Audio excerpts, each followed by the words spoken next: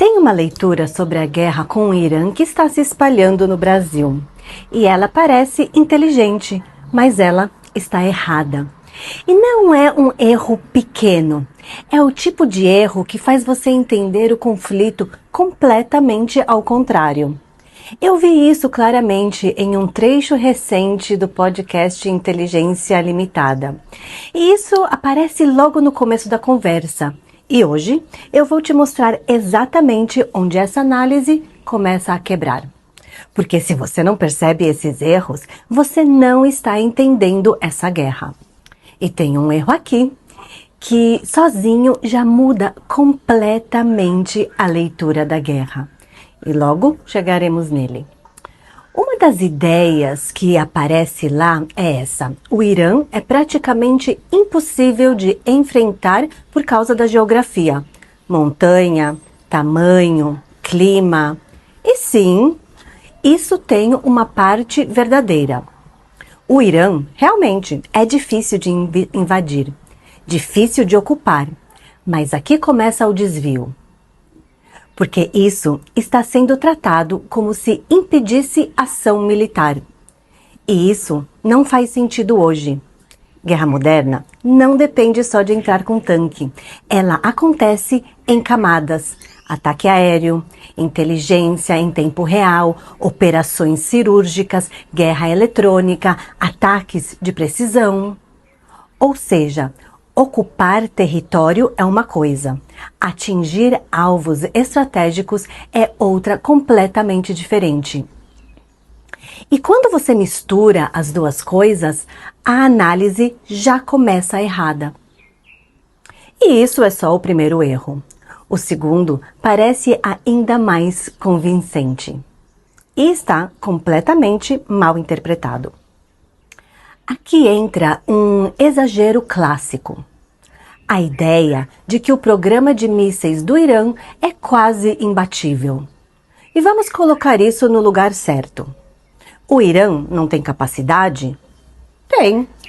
Mas isso não é absoluto. Primeiro, nem todo míssil lançado vira impacto real. Existe falha, existe interceptação, existe perda no trajeto. Isso é normal. Agora vem o ponto mais importante. O problema não é quantos mísseis você tem, é quanto você consegue lançar. E isso depende de uma coisa: os lançadores. Os lançadores são o gargalo, são visíveis, são rastreáveis. E são os primeiros alvos em qualquer campanha. E tem mais. Mesmo estruturas subterrâneas não são invulneráveis, porque elas dependem de entradas, saídas, logística, coordenação.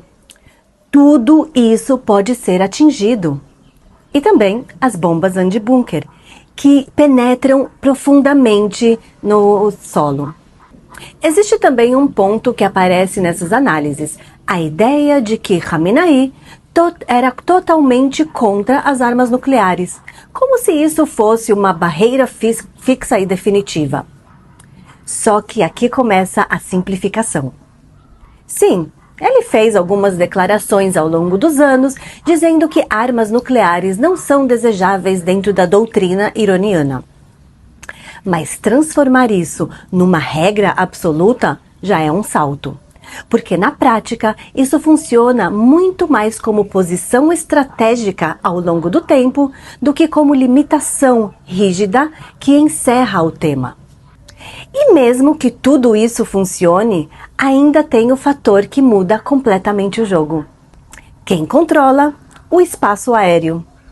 Se um lado tem mais liberdade no ar, o outro lado começa a perder capacidade operacional rapidamente. Então sim, o Irã tem capacidade. Nada do que eu disse significa que o Irã não tenha capacidade real. Significa que a forma como isso está sendo descrito não é precisa, pois tratar isso como algo intocável não é análise, é exagero. Até aqui são erros técnicos, mas agora a gente entra em algo muito mais sério. Pois o terceiro erro é onde muita gente se engana de forma visível. A ideia de que os Estados Unidos e Israel estão agindo sem estratégia não se sustenta. Existe padrão, e isso é básico em campanha militar. Primeiro, estrutura de comando, coordenação, liderança. Depois, infraestrutura crítica, capacidade de resposta e pontos estratégicos. E quando você observa o que está sendo atingido, esse padrão aparece claramente. Isso significa que a estratégia política é perfeita? Não, claro que não. Essa é outra discussão. Mas confundir isso com ausência de estratégia militar é um erro. Questionar o objetivo político não é o mesmo que dizer que não existe lógica operacional. Misturar essas duas coisas quebra a análise. E agora entra um ponto que muita gente está exagerando e que muda completamente a percepção de risco. Outro exagero é a ideia de que Israel perdeu sua capacidade de alerta. Isso não faz sentido. Israel trabalha com múltiplas camadas, radares próprios, integração de sistemas, monitoramento contínuo. Israel não depende de um único sistema, nem de radares em território inimigo. Pode haver redução de eficiência? Sim, pode. Mas isso não é colapso. E aqui está o problema. Perda parcial não é cegueira.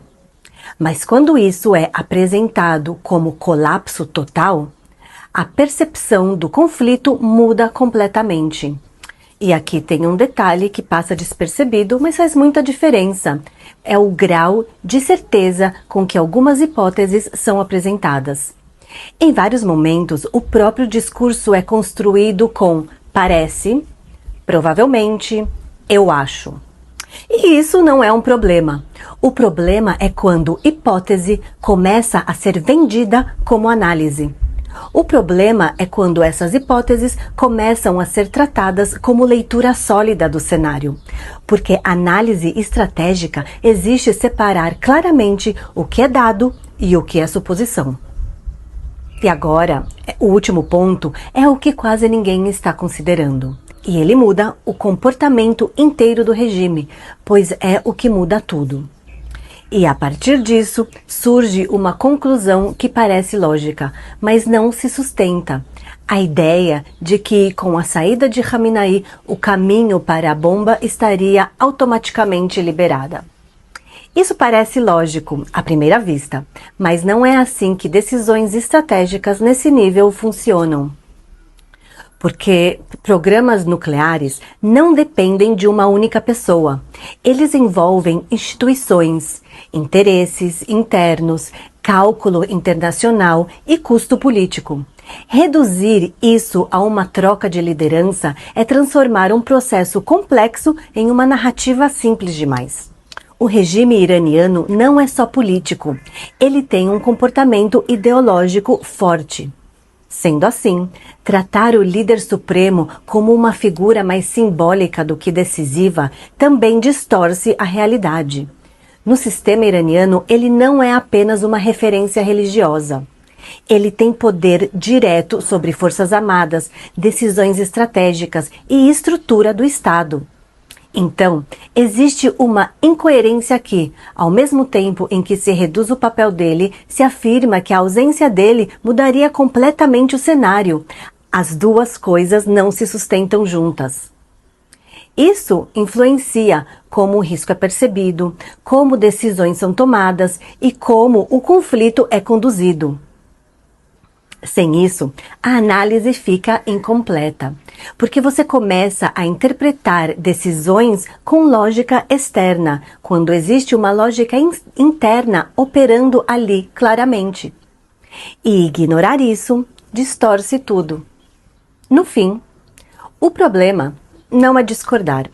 O problema é quando análise vira impressão. Frases fortes são fáceis, mas conflitos como esse exigem precisão. E quando essa precisão desaparece, o que você perde não é só leitura desse conflito.